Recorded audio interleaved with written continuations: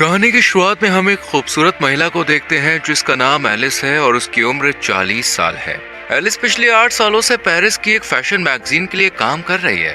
वो अपने करियर में आगे बढ़ने के लिए पूरी तरह से समर्पित है, लेकिन उसका कड़वा स्वभाव और ओल्ड फैशन होना उसकी तरक्की में बाधा सा बन गया है, जिसके कारण पिछले 4 सालों में उसका प्रमोशन नहीं हो पाया है। एलिस का अपने पति से डिवोर्स हो चुका है और वो अपनी छोटी बेटी के साथ रहती है, लेकिन एलिस काम की वजह से अपनी बेटी को ज्यादा समय नहीं दे पाती। वो काम में जाने से पहले अपनी बेटी को अपनी बहन के घर छोड़कर जाती है। एलिस अपनी जिंदगी में बहुत अकेली है और उसे खुद के लिए भी समय नहीं मिलता। एलिस अपनी कंपनी के काम से ब्राजील जाती है और जब वो काम खत्म करके फ्लाइट से पेरिस लौट रही होती है तो उसकी मुलाकात एक यंग लड़के से होती है जिसका नाम एडम है। एडम की उम्र 20 साल है और वो एक कॉलेज में पढ़ता है। एडम ने इकोनॉमी क्लास की सीट बुक की थी, लेकिन उसके सीट में दिक्कत होती है, इसलिए उसे बिजनेस क्लास में एलिस के पास बैठा दिया जाता है। एडम पहली बार बिजनेस क्लास की सीट पर बैठकर काफी खुश होता है, जबकि एलिस अपने लैपटॉप पर काम कर रही होती है। लैंडिंग के दौरान प्लेन में तेज टर्बुलेंस शुरू हो जाती है, जिससे एलिस बहुत डर जाती है और एडम का हाथ पकड़ लेती है। ये देखकर एडम मन ही मन बहुत खुश हो जाता है, क्योंकि पहली बार किसी लड़की ने उसके साथ ऐसा किया था और वो एलिस से आकर्षित हो जाता है। कुछ देर बाद प्लेन लैंड करता है और एलिस जाने लगती है। एडम उससे बात करना चाहता है, मगर एलिस सिर्फ बाय बोलकर निकल जाती है। तभी एडम देखता है कि एलिस का पेन ड्राइव सीट के नीचे गिरा हुआ है। वो उसे लौटाने के लिए एयरपोर्ट के बाहर आता है, लेकिन तब तक बहुत देर हो जाती है। एलिस अपनी बहन की कार में बैठकर निकल जाती है और एडम बस उसे जाता हुआ देखता रह जाता है। रास्ते में एलिस की बहन उसे एक लड़के के बारे में बताती है जो एक डॉक्टर है और कहती है कि उसे उससे मिलना चाहिए, पर एलिस शादी नहीं करना चाहती, इसलिए वो मना कर देती है। इस पर उसकी बहन नाराज हो जाती है। वो चाहती है कि एलिस किसी अच्छे लड़के से शादी करके एक नई जिंदगी की शुरुआत करे। इसके बाद एलिस ऑफिस जाती है, लेकिन ऑफिस में उसके कॉलीग्स को उसका रूखा व्यवहार पसंद नहीं होता और वो आपस में उसकी बुराई करते हैं। हालांकि ऑफिस में एलिस का एक मेल फ्रेंड है जो उसे हर चीज में सपोर्ट करता है। ऑफिस की एक स्टाफ मेंबर एलिस को बताती है कि एडम नाम के किसी लड़के का कॉल आया था, वो तुमसे बात करना चाहता है, लेकिन एलिस ये कहकर मना कर देती है कि वो किसी एडम को नहीं जानती है। फिर एलिस अपने बॉस के पास जाती है और प्रमोशन की बात करती है, पर वो कहता है तुम्हारे लिखे हुए आर्टिकल पुराने लगते हैं, लोगों को उनमें अब कोई दिलचस्पी नहीं है, तुम्हें कुछ नया और रोमांच लाना होगा। अगर ऐसे ही चलता रहा तो मुझे तुम्हें नौकरी से निकालना पड़ेगा। ये सुनकर एलिस आज देर रात तक ऑफिस में काम करती है और सोचती है कि वो कुछ नया और रोमांच कैसे ला सकती है। तभी उसके पास वही स्टाफ मेंबर का नोट मिलता है जिसमें लिखा होता है कि वो लड़का पेन ड्राइव की बात कर रहा था। एलिस को याद आता है कि उसने गलती से पेन ड्राइव प्लेन के अंदर गिरा दी थी। वो तुरंत एडम को कॉल करती है और कहती है कि तुम कहाँ हो, मुझे पेन ड्राइव चाहिए, वो बहुत जरूरी है। एडम उस समय अपने दोस्तों के साथ एक बार में होता है जहाँ वो एलिस को आने के लिए कहता है। जब एलिस बार के बाहर पहुँचती है तो एडम उसे अंदर ले जाता है और अपने दोस्तों से मिलवाता है।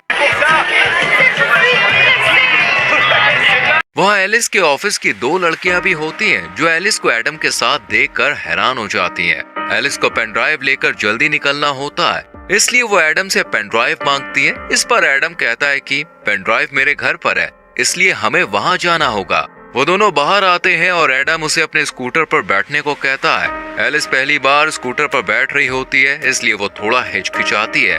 एडम उसे हेलमेट पहनने को देता है। जब एलिस उसे ठीक से पहन नहीं पाती तो एडम उसकी मदद करता है। तभी एलिस के ऑफिस की वही दोनों लड़कियां उन्हें एक ऐसे एंगल से देखती हैं जिससे लगता है कि जैसे वो दोनों किस कर रहे हैं। वो चुपके से उसकी फोटो क्लिक कर लेती है और उसे ऑनलाइन पोस्ट कर देती है। एडम एलिस को अपने घर लाता है जहां उसके डैड भी मौजूद होते हैं। एडम जानबूझकर पेन ड्राइव देने में देरी करता है ताकि वो एलिस से थोड़ी देर और बात कर सके, पर जब वो एलिस को पेन ड्राइव देता है और वो घर से निकलती है तो एडम कहता है कि क्या मैं तुम्हें स्कूटर से छोड़ दूं? इस पर एलिस कहती है मैं कैब से चली जाऊंगी।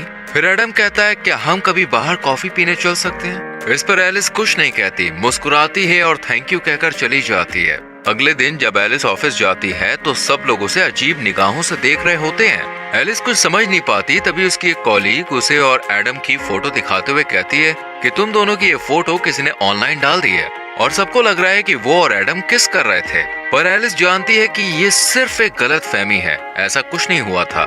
लेकिन उसका बॉस ये देखकर बहुत खुश होता है। वो कहता है, मुझे तुम्हारा ये नया लुक बहुत पसंद आया। एलिस कहती है, ऐसा कुछ नहीं है। पर बॉस कहता है, हमें तो यही चाहिए। वो लड़का तुमसे उम्र में काफी छोटा है, ये बहुत कूल लगेगा। बॉस को लगता है कि मैगजीन युवाओं को टारगेट करती है और अगर एलिस एक जवान लड़के के साथ रिलेशनशिप में है तो वो युवा पीढ़ी की सोच को बेहतर समझ पाएगी। वो कहता है, तुम इसमें लगी रहो, ऐसा करने से हमारी मैगजीन बिकेगी, क्योंकि लोगों को मिर्च मसाला चाहिए होता है। पर एलिस अपने से कम उम्र के लड़के को डेट नहीं करना चाहती है। वो अपने दोस्त से इस बारे में बात करती है, जो उसे सलाह देता है कि उसे बस दुनिया को दिखाने के लिए एडम को डेट करना चाहिए। वो कहता है, अगर तुम्हारा बॉस ये देखेगा तो वो तुमसे खुश होकर तुमको प्रमोशन दे सकता है। पर किसी की भावनाओं से खेलना और झूठ बोलना सही नहीं था। लेकिन एलिस के दिमाग में सिर्फ प्रमोशन की धुन सवार थी, इसलिए वो ज्यादा ना सोचते हुए अपने करियर को आगे बढ़ाने के लिए एडम का फायदा उठाने का फैसला कर लेती है। अगले दिन एलिस एडम से मिलती है, वो भी बिल्कुल नए लुक में। उसे देखकर एडम उस पर से अपनी नजरें नहीं हटा पाता। एलिस उसके साथ फ्लर्ट करने लगती है और वो दोनों बातें करने लगते हैं। एडम को यकीन ही नहीं होता कि वो एलिस के साथ है। रात में एलिस एडम को अपने एक दोस्त के शो में ले जाती है। वहाँ एलिस जानबूझकर सबको दिखाने की कोशिश करती है कि वो अपने से 20 साल छोटे लड़के को डेट कर रही है। वहीं उसका दोस्त, जो उस शो का होस्ट होता है, जब एलिस के पास आता है और उसे जानबूझकर छूने लगता है तो एडम को ये अच्छा नहीं लगता। वो उस दोस्त के शो का मजाक उड़ाने लगता है। एलिस भी उसकी बातों पर हंसने लगती है। इससे एलिस का दोस्त अपमानित होकर वहाँ से चला जाता है। इसके बाद एलिस और एडम आपस में बात करते हैं। एडम कहता है कि मैंने कभी नहीं सोचा था कि मैं तुमसे इस तरह मिलूंगा और हम साथ में यूं घूमेंगे। एडम को पता होता है कि एलिस का तलाक हो चुका है और उसकी एक बेटी भी है, लेकिन इससे उसे कोई फर्क नहीं पड़ता। एलिस कहती है, हमें एक दूसरे को बेहतर समझने की जरूरत है। तभी एलिस के पास उसकी बहन का कॉल आता है। वो कहती है कि मैंने उस डॉक्टर को घर पर बुलाया है जिससे मैं तुम्हें मिलाना चाहती थी, इसलिए तुम जल्दी से घर आ जाओ। एलिस जाना नहीं चाहती, लेकिन बहन की बात की इज्जत करते हुए वो एडम से झूठ बोलती है कि मेरी बेटी की तबीयत खराब है, मुझे घर जाना होगा। ये सुनकर एडम भी थोड़ा परेशान हो जाता है। वो जल्दी से टैक्सी बुलाता है और एलिस को उसमें बैठा देता है। ये देखकर एलिस को लगता है कि एडम उसकी कितनी फिक्र करता है। घर पहुंचने पर एलिस अपनी बहन, जीजा जी और उस डॉक्टर के साथ डिनर करती है। एलिस ड्रिंक करके आई होती है, जिस वजह से वो नशे में डॉक्टर से उल्टे सीधे सवाल पूछने लगती है।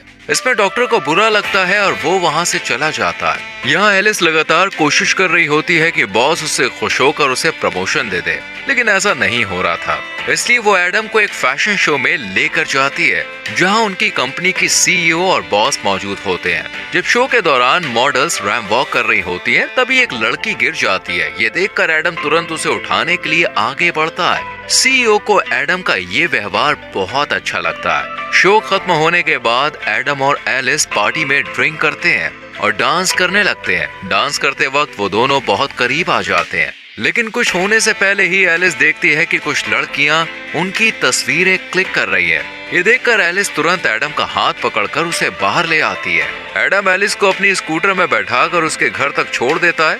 यहाँ एक ऐसा मोमेंट आता है जहाँ एडम एलिस को किस करने वाला होता है, पर एलिस पीछे हट जाती है और चुपचाप घर के अंदर चली जाती है। लेकिन एडम को लगता है कि उसने एलिस के करीब आने का मौका मिस कर दिया है, इसलिए वो एलिस के घर जाता है, जहाँ उसे पता चलता है कि उसकी बेटी अपनी मौसी के घर पर है। तब एडम एलिस को किस कर लेता है। एलिस खुद को रोक नहीं पाती और दोनों इंटीमेट हो जाते हैं। अगली सुबह एलिस को पिछली रात की घटना के लिए बहुत बुरा लगता है। वो एडम से कहती है कि वो घर से चला जाए, लेकिन बाहर तेज बारिश हो रही होती है, इसलिए बारिश रुकने तक एडम घर में रुक जाता है। तभी एलिस की बहन और बेटी घर लौट आती है। एलिस उनसे कहती है कि एडम उसका कॉलीग है। वो एडम के हाथ में कुछ फाइल्स दे देती है और एडम वहाँ से जाने लगता है, पर जैसे ही वो दरवाजे से बाहर जाता है, एलिस उसे रोककर किस कर लेती है। इससे हमें समझ में आता है कि एलिस अब सच में एडम को पसंद करने लगी है और उसके साथ रहने में उसे अच्छा लगता है। जिस रिश्ते को उसने दुनिया को दिखाने के लिए शुरू किया था,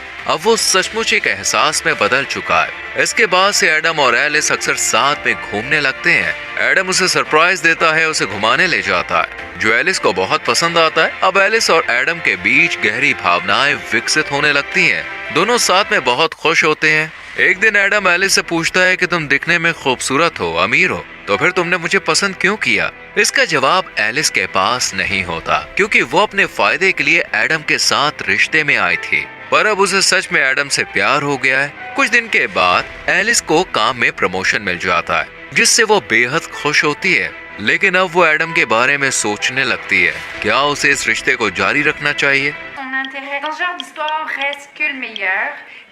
जब वो एडम से मिलती है तब एडम उससे कहता है कि मैं तुमसे बहुत प्यार करता हूँ और तुमसे शादी करना चाहता हूँ। ये सुनकर एलिस हैरान रह जाती है। वो कहती है कि हम दोनों बहुत अलग हैं। मैं तुमसे 20 साल बड़ी हूँ। तुम्हें अभी अपनी जिंदगी में बहुत कुछ करना है। हम इस रिश्ते को आगे नहीं बढ़ा सकते।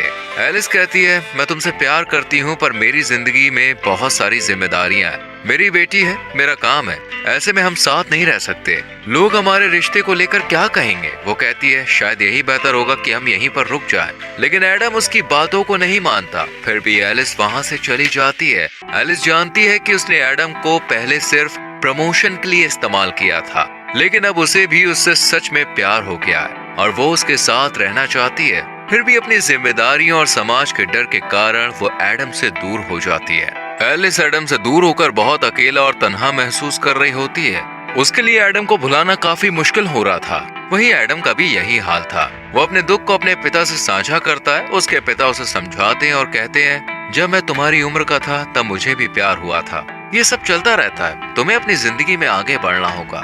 कुछ दिन बाद एलिस के ऑफिस में सीईओ खुद मैगजीन का कवर फोटो देखने आती है, लेकिन उन्हें कवर फोटो पसंद नहीं आती। वो मेल मॉडल की जगह किसी नए और अनदेखे चेहरे की तलाश में होती है। तभी उनकी नजर एलिस के लैपटॉप स्क्रीन पर पड़ती है, जिसका वॉलपेपर एडम की तस्वीर होती है। उसे देखकर सीईओ को याद आता है कि ये वही लड़का है जिसने फैशन शो में रैम वॉक के दौरान गिरी हुई लड़की को उठाया था।